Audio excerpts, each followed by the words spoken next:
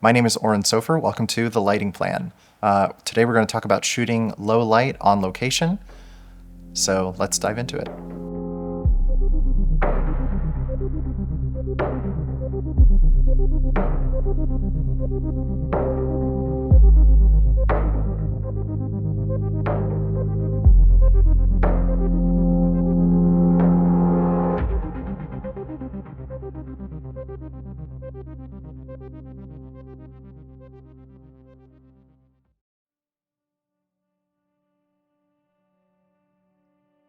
I have an interesting relationship with the concept of style or cinematographer's style, which is that I sort of agree with some people out there who would say or argue that it's hard to subscribe to or ascribe a style to a cinematographer, in that I don't like approaching a project with a specific or a personal style in mind. What I mean by that is I don't want to approach any project imposing my own ideas or concepts or approaches onto anything that I'm doing, right?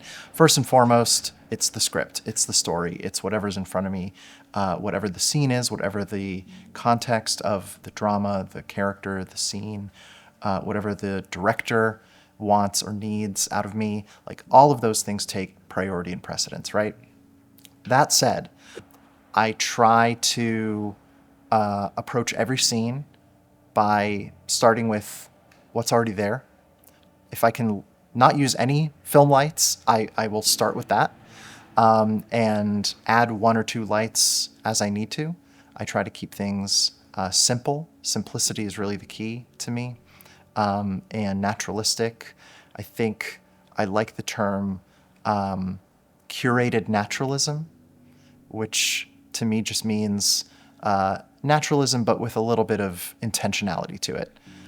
So not just letting things sit where they are, but giving things a little bit of extra shape, a little bit of extra care, so that shadows and contrast ratios and things like that land exactly where I want them to be. Still letting the lighting look motivated by the environment, practicals, natural light, sunlight, whatever it is. So that's my style, if you want to call it that.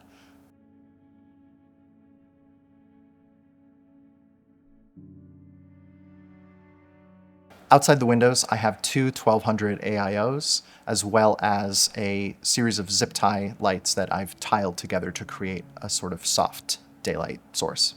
What I'm using as the motivation for that is the windows.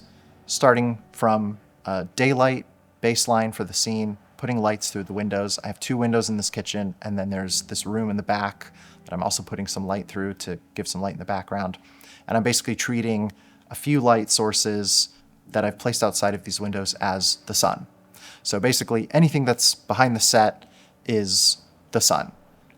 It's multiple different units, but they're all basically there to create one light source, essentially. In my mind, I'm treating it as one light source. That's usually my approach for soundstage work, is you have to build your baseline, whether it's sunlight, moonlight, whatever the exterior lighting source is, and then build on it from there.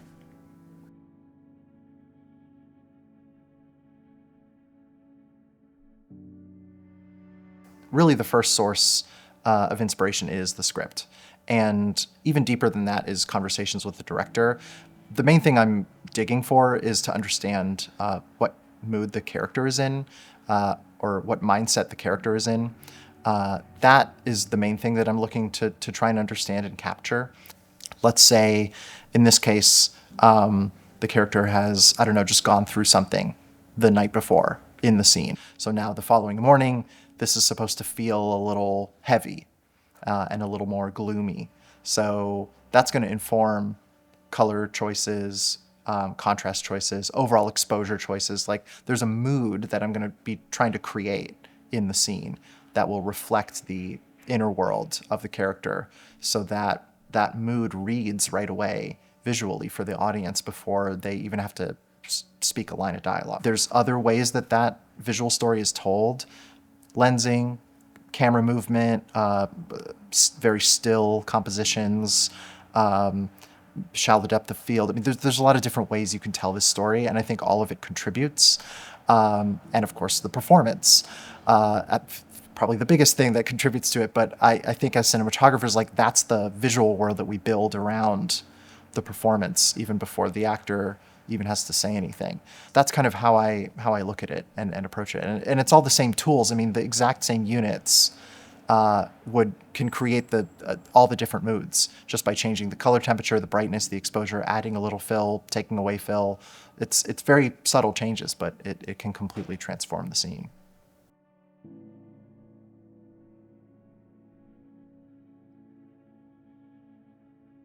Well, we chose to shoot on the GFX Eterna today, mostly because I've been really enjoying the camera. I think the sensor is really interesting when you combine it with certain lenses, certain focal lengths, wide open, at certain distances from the subject can create really interesting separation, especially in a confined space. You can get really unique combinations of distance to subject and aperture, and really kind of contribute to that sense of isolation. So I just really like the images that the combination of the sensor and certain lenses creates. We're shooting on the GF lenses as well, which I also have, and I shoot on the GFX stills camera a lot, so I'm very familiar with that look and that system, so I just really enjoy that combination and thought it would be nice to shoot with it today.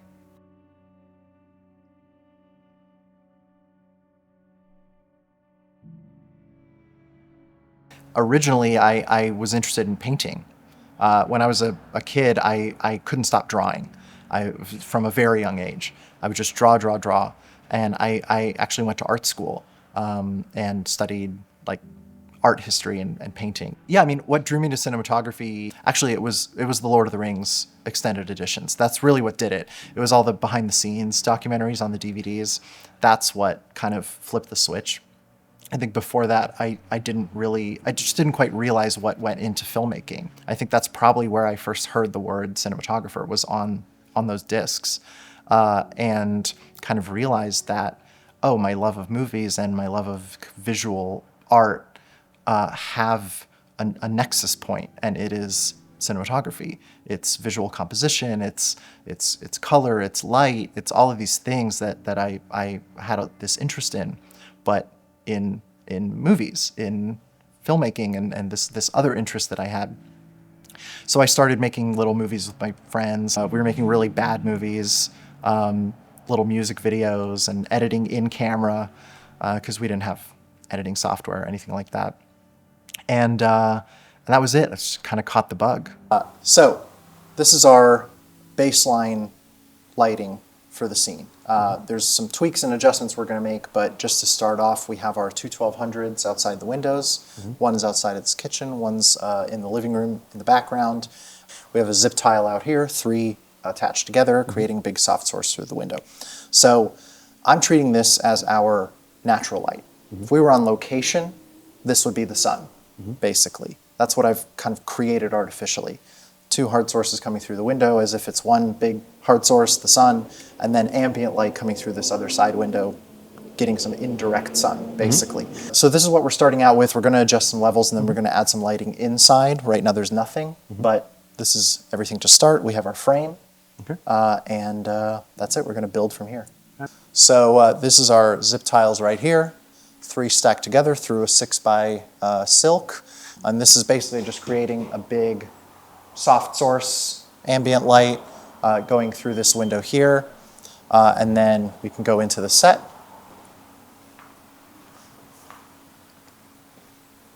This is Amy, our actress. This is one of our 1200 AIOs. It's creating our hard light source, one of our hard light sources through one of our windows in the kitchen, and then our second 1200 AIO is coming through this window. This set is really only visible in the background. Because it's visible in the background, I am activating it a little bit with this window. There's a little bit more work that needs to be done on it though. So, okay, so first thing I want to do is get these lights to the levels that I want them at, and then we'll start adding other lights from there. So I want to make the ambient light a little cooler, start introducing some color temperature. Is that the zip tiles? Yeah, some mixed color temperatures and some color contrast. So let's cool down the zip ties. How cool I believe does that they light go go color up, temperature? they're right now at 56. I believe they go up to 68. Okay, let's take them as cool as they'll go. 68? And they're at 25% each. Perfect. Let's keep them at 25% actually. Okay. All right, coming up to 68. Great, thank you. 1, 2, 3. Fantastic, beautiful. Okay, and then the next thing we're gonna do is increase the power on the 1200 that's in the living room. The right furthest. Now, the furthest one. It's at 50% right now. Okay. But I want to try to see it at 75%. You got it. 75 on the nose for the living room section. Perfect. Cool. So we're going to build out our key light now. So for that, we're going to use our FH400. Let's bring that into the set. Got it. Points. Okay, and let's place that right around here. It's just gonna wrap this this sun source around into the shadow side a little bit.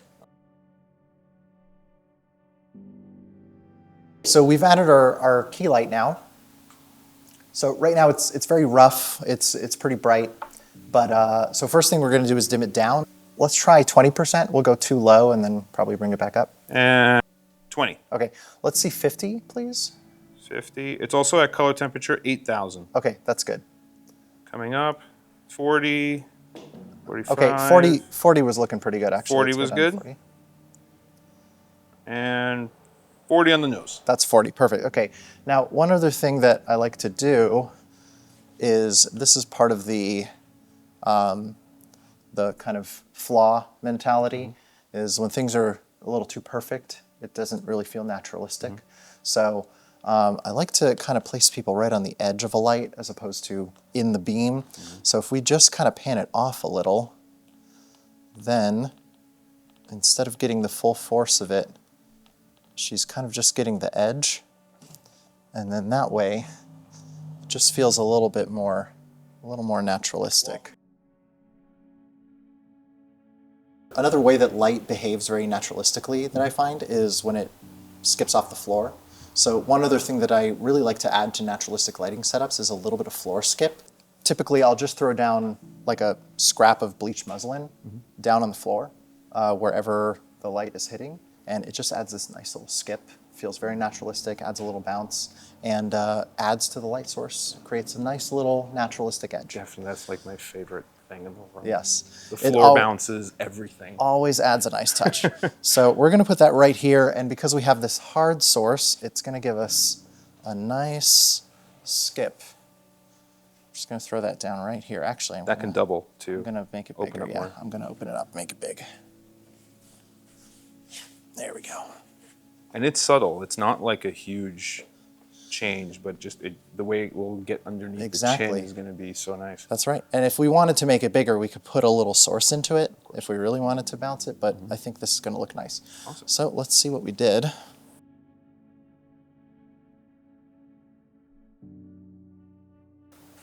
Beautiful. Yeah, just fills it in right there. That little touch right there. Yep, yeah, right there.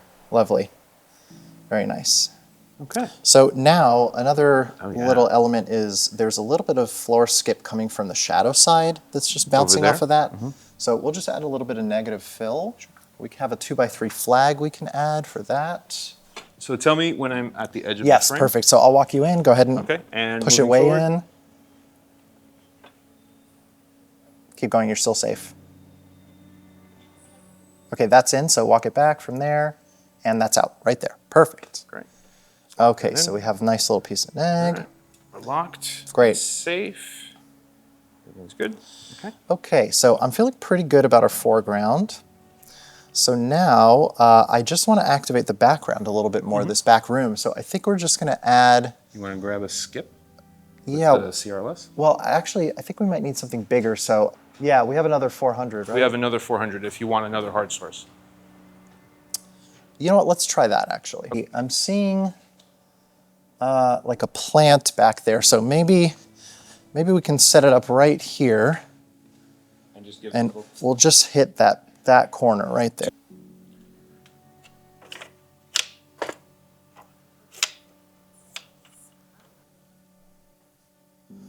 Oh, well, maybe we can just close the blade. Like that. That's nice because it catches the couch and stuff. Yeah, too. exactly. A little bit And of couch, a little bit of that. how's and the then focus feeling? Focus feels good, and we can warm up the temperature. Yes, of course. Let's go to... We are at 2700. Yeah, let's go to... what were the other lights outside? 43? 43. Yeah, let's try 43, please. There we go. 75. Lovely. Beautiful. So just to jump to the camera for a second, Yes. you're on the 80 mil or the 55 mil? This is the 55 mil. Okay. 55 mil GF, wide open, T17. And a 1.7. Because if we're gonna shoot on this sensor, Mine as well. might as well take advantage and go wide open on the lens, get that depth of field.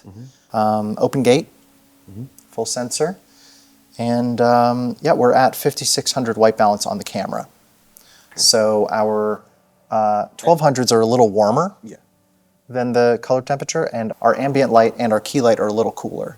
I generally like to shoot on fast lenses. I like shallow depth of field in the visual language whenever I can, and when it's appropriate. In this case, like we had talked about earlier, I wanted to create a shot that felt a little lonely, maybe a little isolation, a little sadness. So creating that separation from the background and adds to that feeling of isolation of the character for me. And also, I think graphically and aesthetically contributes as well to the composition, helps separate the character from the background. So yeah, for those reasons, I like to gravitate towards lenses that at least give me the option to open up past the T2. And yeah, I also like the lenses that have a little bit of softness around the edges. That's generally a quality that I gravitate towards. So yeah, these lenses definitely fit the bill. The lens contributes certain optical elements to the frame and compositional elements in terms of the depth, separation from the background, and all of that. But the lighting is a big contributor to that as well. I mean, we were adjusting the levels of the light in the background, the key light, the light in the foreground, the light coming through the window. All of those things are also adding to the layers of the shot, just as much as the depth that the lens is giving us. So all of those things are working together to create the overall image from front to back, as well as from left to right. Like, I'm thinking about the composition from all of the different angles. And the lens is giving me some of those things, but the light is really what's doing most of the shaping. The other way they work together really, of course, is the speed of the lens is directly correlated to how much power I'm using, right? So right now, you know, our lights are almost at 100%. We're at 800 ISO on the camera. This camera does have a higher ISO setting, so in theory, we could have the lights at a lower level. But one thing that we as DPs need to take into consideration, for example, is what if we need to shoot high speed? So we now have the range and the flexibility to remove the ND from the camera or increase the ISO in order to compensate for a higher frame rate. And nothing else changes in the image. Exactly. We don't have to change the lighting. We don't have to increase or decrease levels in the light. Everything maintains balance. We're set, 100%. So all of those things work together, and we're factoring it all in. But ultimately, our light outside is only at 1200. We're not putting 18Ks out the window. Right. We can pretty much light at relatively low levels and low levels of power, light a whole scene on house power, and get a pretty bright and punchy image. You hear that, kids? You never know when you need to go to 120 frames. You don't, and you got to be prepared. And it happens all the time. Your directors... Light big, drop ND. Yep. That's the secret to life. It's true. Your director's going to, out of nowhere, say, can we shoot high speed? Exactly. Okay.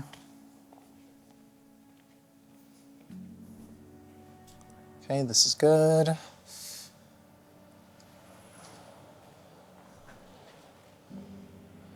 Okay. I think we're good to go.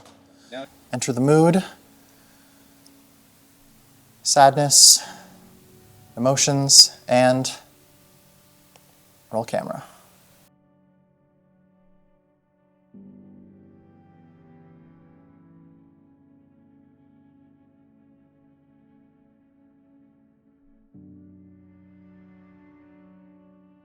And that's it. Thank you, brother. Thank you. Thank you. Thank you to Amy. All right. Absolute cinema. Let's cut. No, really, it's beautiful, man. Good.